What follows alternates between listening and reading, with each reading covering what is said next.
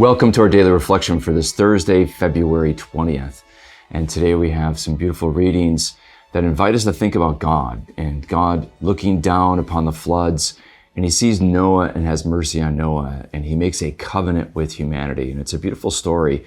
And the Psalm echoes this same idea of God looking down from the heavens. And we need to reflect on this in our prayer and realize not only did God look down from the heavens and notice and save humanity with Noah and the ark and enter into a covenant with humanity, not only does he look down, as the psalmist sings, from the heavens and sees humanity and sees his people, but he looks down from the heavens and sees us today.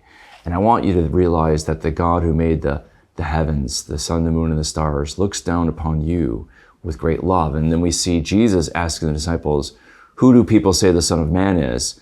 And then you get the first litany, the first, in a sense, Gallup poll on who is Jesus, coming up with different things. John the Baptist, one of the prophets. And then Jesus turns and says, but who do you say that I am?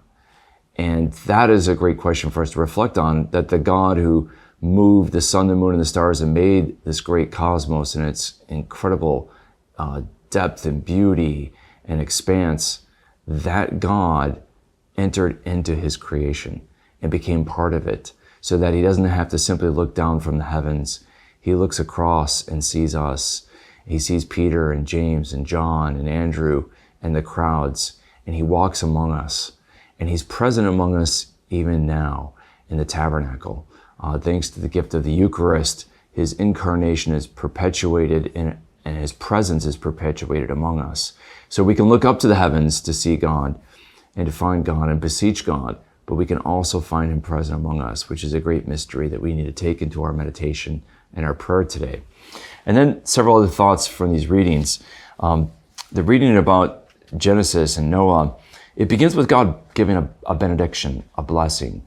And he blesses Noah and his sons and family, and he says, be fruitful and multiply.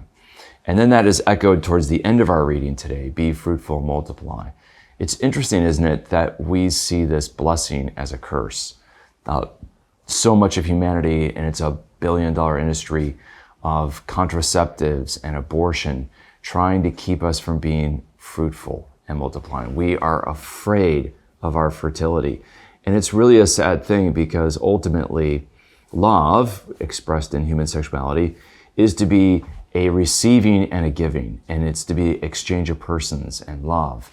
And that love should be open to life and to the other, but we close it in ourselves and make it something that it's not supposed to be.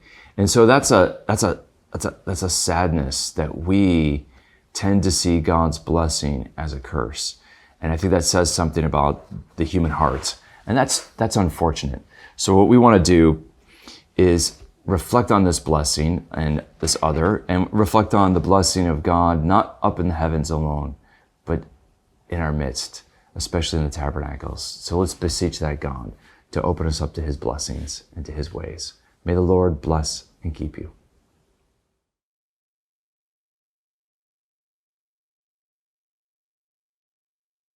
This daily reflection is brought to you thanks to the generous support of the Mission Circle. Join the Mission Circle to help Catholics worldwide understand, live, and share their faith. Sign up at missioncircle.org today.